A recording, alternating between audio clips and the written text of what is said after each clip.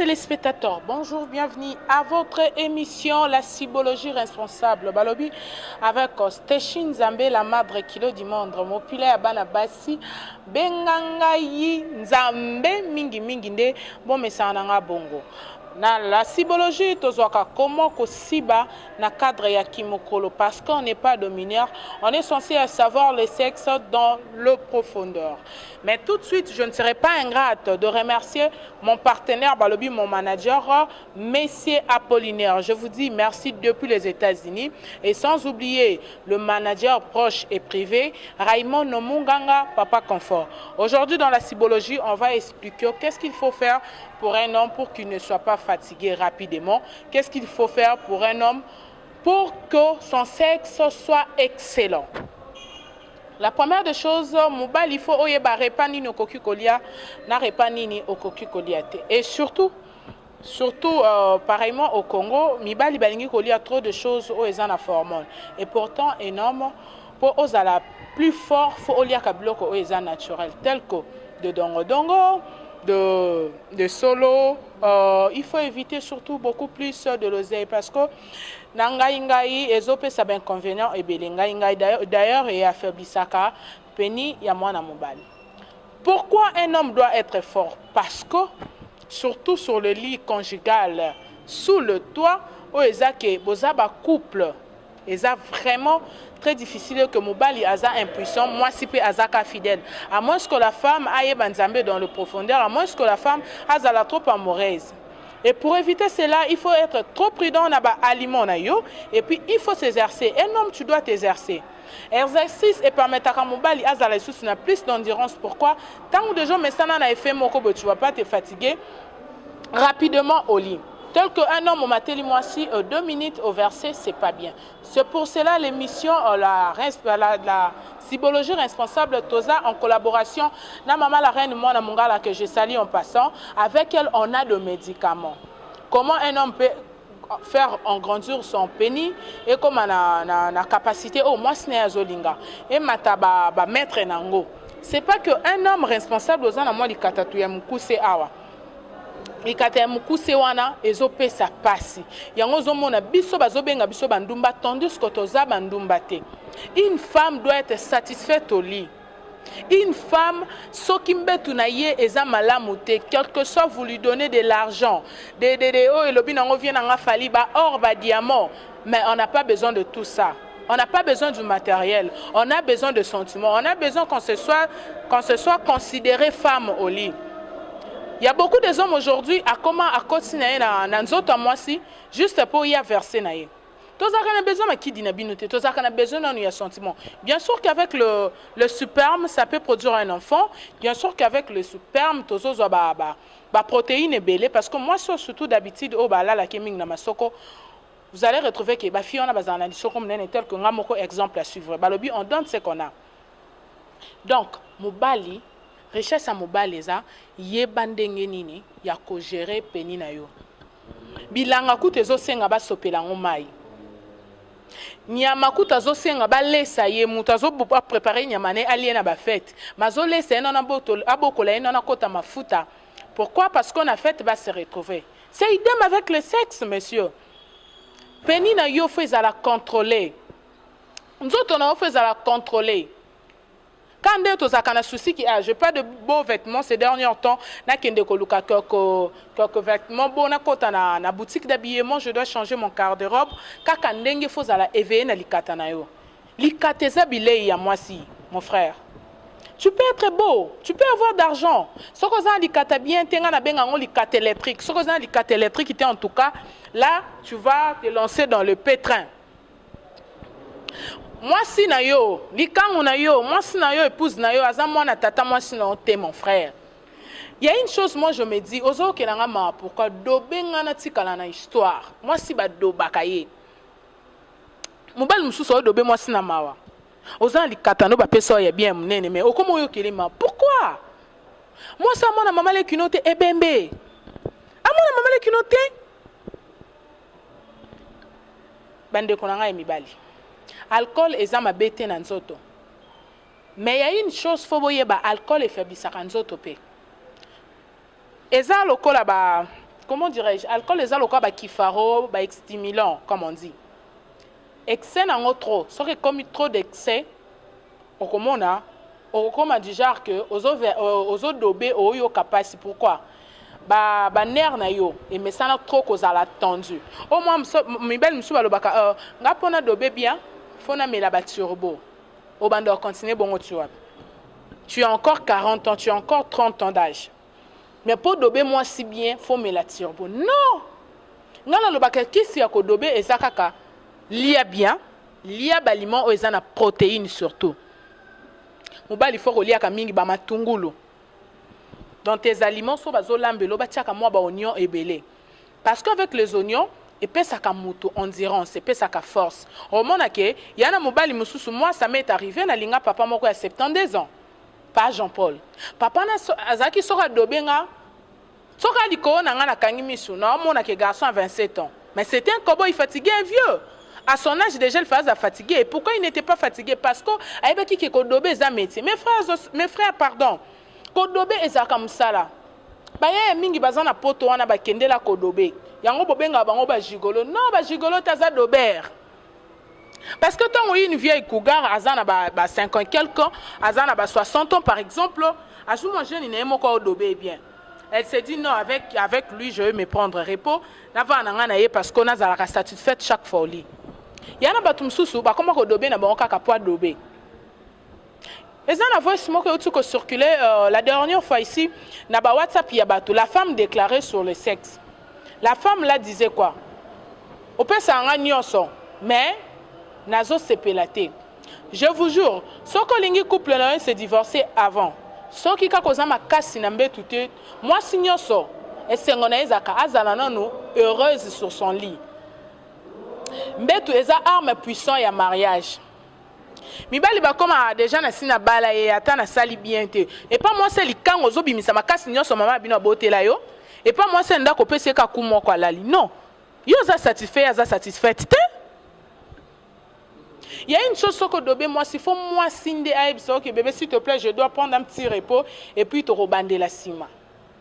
Yo dobo si so telemi o koma lo kwa chamo kiki o telemi. Non. Non. Ko dobé za classe tozana temps ya première gant. Totangiti bana oba kenda avant midi 10h 9h30 bazaka récréation. Dans la récréation ne permet à kaye ali a amela izalo kwa sexe. Au dobé moi kumi balé mon corps au pémi, na sens que au renforcer moi maï, au renforcer moi quelque chose sous les dents, il y a un de ko permettre yo tango koko na deuxième gant, ou eza après mi-temps, ou accélérer comme il faut. Balobi la cibologie responsable, ça nous aide. Tokei et pas ebasi. Il y a beaucoup de femmes aujourd'hui bah comment ba négligence na banzoto na bango ya kibomwasi. Ko sukola libole za problème te. Oko sukola no libolo pe no sukoli no libolo comme il faut. Ko sukola libolo yango nde kaka te eza finition. Oko sukola no libolo, mais libolo peza ka elengité, mais libolo no eza nango propre. Moi si quand nde tozalaka ke fo sombela mbasika, quand ndenge tozalaka fo ko sa ke fort, libolo no ebimaka sike pa mobali. Comment libolo ne ko bimasika? Il y a d'autres femmes au bazaka moi polele mukie vi ke musale le ki makasi surtout basi ya poto même biso pe aba kinoise okenda à côté kana moi zandu batraka sera ko wela ba transport au monde ke nzoto ezofunga ma hémorroïde. Mais prends des suppositoires pour na bata l'étranger biso batutoza moi makasa tomate ezali. Moi lumba ezali. Moi si faut ko sala ka kir dami ya libolo na yo. Faut que vérifie à libolo na yo. Aujourd'hui tu te lèves au qui mon libolo komi awa. Fais un effort lobe comme awa. Yango mona kamibali tellement balinga kabayo kaka agumo côté. Yango mona kabasa kanini bakenda ka autricher ailleurs. Pour aniaka lokwa zoli a pondu maintenant avec lui il s'est dit na kende ko mekata moi soso tona mekano ata moi légumes verts. Et pourtant kaka na yo moko ko comme ça libolo na soso o comme si libolo na légumes verts. Tala somme ninga au conseiller hein et le qui toli ezate tant ba conseiller fungola makutu na fungola libolo na yo ka bien mam na zoloba ola muki na tango koti dushi papa niki libolo bi nga zo attendre nika libolo na ekokite yalo comme muntu o mona libanda bo se maquiller bien mais elle est malade dedans malaria monsieur zo bête dedans mais mutamoni ba tu es en bonne santé, aza en bonne santé te. Et ko senga zwakisi. Le corps doit toujours avoir un médicament. Pose en bonne santé. Faut que ça kakir dama libolo na yo. Au moins nous mikolo na faiblesse sexuelle. Bas pe bazana faiblesse sexuelle. Il y a d'autres femmes qui sont mbala doité déjà comme ima inase. Pourquoi? Parce que à l'andela ka soin nzoto na bien te. Soin nzoto ezaka ko sukolate. Mutu nyonso azakana mo ba maladie nya mikemke.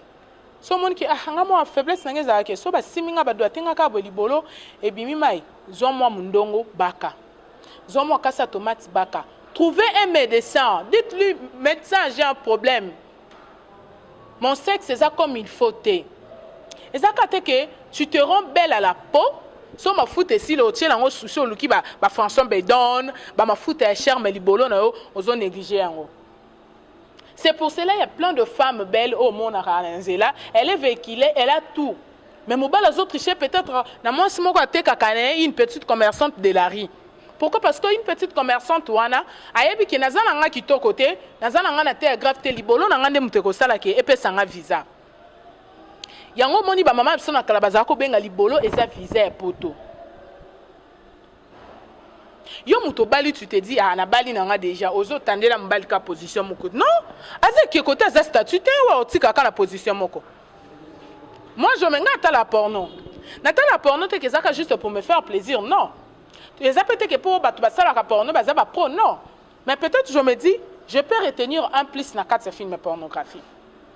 Peut-être j'avais l'habitude quand je ma colonanga la tombe de boye. So ça wiki, na une peu si boye sima, basalinga 2 minutes bitungulu na komi boule oignon. Même si na porno, asali mo kata guru mamoko boye. Position yeba na tabimi lo kwa mo ndeke lo kwa maman. Le sexe faut être renouvelable. Faut que ça sexe na yo sika. Tu peux être poli à la maison. Okoye ba ko lamba. Mais so yebi pembe tuté mobile no peut alerter. Parce que le rapport sexuel et l'ongola ka mobile stress. Il peut avoir une journée stressante. Maintenant à commis, il prend sa douche, il trouve une petite chose à manger. Tant l'aliment n'est comme il faut, au comment la température, on a César refroidi. Pourquoi? Parce qu'il sait se retrouver au lit. Il s'est dit maintenant c'est ma femme. Il y a un moment où il est énervé. Patron mingi bazakana na musala, aime son employé, il cache sur lui employé sali boy, azo geleye. C'est parce que son lit n'est pas bon. Même si la tongo boy avant que musala allons la moi débord na emoro boy azala soulager bon c'est la journée moi ça zo comme c'est ta coach au comment le la pompe à forage elle est la piku so ba pomper on point nini yo moi c'est qui toko bo point nini boloneza qui toko te hein. Si vous avez des problèmes, si vous avez des inconvénients, ok, et ça là via bisimba simbanabino via ba produit mususu obo mele malamute, appelez-moi sur ces numéros parce que il y a une maîtresse, il y a docteur Oyazali. Docteur Oyaza pour la spécialité à maramba sexe. Azope ça ba kisi Oyaza sans inconvénient parce que la naturalité est un inconvénient. Nzamba sali lumba lumba nzamba sali pondu idem pena ba produit obiso tozo salé là. Mon numéro c'est le 081 06 98 956 081 06 98 956. Soki bobenginga nako expliquer un problème na yo. Qu'est-ce qu'il faut faire, qu'est-ce qu'il faut prendre. Parce que aux années, tu n'as pas 50 ans, monsieur. Et toi aussi, la femme, tu n'as pas 40 ans. Même si tu as 40 ans. Pour nous, comme on a faiblesse sexuelle avant l'âge. Il y a le condé tout le monde, comment dirais-je, stérilité précoce. Tu es encore trop jeune. Il faut exploiter jeunesse. Ne te rends pas vieux ou vieille na sexe. Sexe, c'est le corps monteur. Ils ont besoin d'écouter. Ça est 40. Ils ont besoin de gazole, to essence, ou écoutaka. Idem, yo peut faire la éveiller na sexe na yo. Et comme na basi mususu, azane femme mariée, mais vu que mon bal n'a pas servi comme il faut, a triché na libanda o to benga ba butu lo kwa ngana zana butu na ngai, lui il s'appelle pouvoir maestro mobala mulai. A comment na ba butu. Tant qu'il y a butu do bakaye bien comme il faut, la femme, elle se laisse emporter. À des fois, elle a un rapport sexuel et là, moi, ça commence à rêver au lit. Pourquoi? Parce que avec elle, s'est dit, ah, à ce moment-ci, c'était lui, vraiment, j'allais être splané au Moni Bobo. Moi, c'est intention, c'est pas nayoté. C'est parce qu'elle n'est pas satisfaite, c'est parce qu'elle n'est pas heureuse. Mon frère, surtout, moi, je suis fatiguée, j'avais une journée stressante, j'avais trop de boulot. C'est pas un problème. Mais fais ton travail étant un homme. So yo pesi ngote. Là tu m'envoies na kende libanda, tono kende libanda. Nazu biloko koko nyang. Na kanga minangat. Etant no kanga mabo bengi yo, ba fia kinoise na bengi na poto bazara bandumba babo ya rabiso. To boye bino tendeni. Bokoma trop kaka musala. Trop kaka comme ça. Nyon so on attend il y a 15 ans après 10 ans après, obi m'a dit kabilambe belé, oso mama belé c'est pas mal. Mais paie ça paie moi si ton ayo. Merci beaucoup, c'était votre servante Stéchine Zambé, Ligue des Champions. Moi, si Amouine de Balobi, moi, je suis à Sikre, Kole Kaka na Sikre. Vous avez des suggestions, vous avez des problèmes, confiés à moi parce que je ne suis pas spéciale, mais du moins, toza sexologue.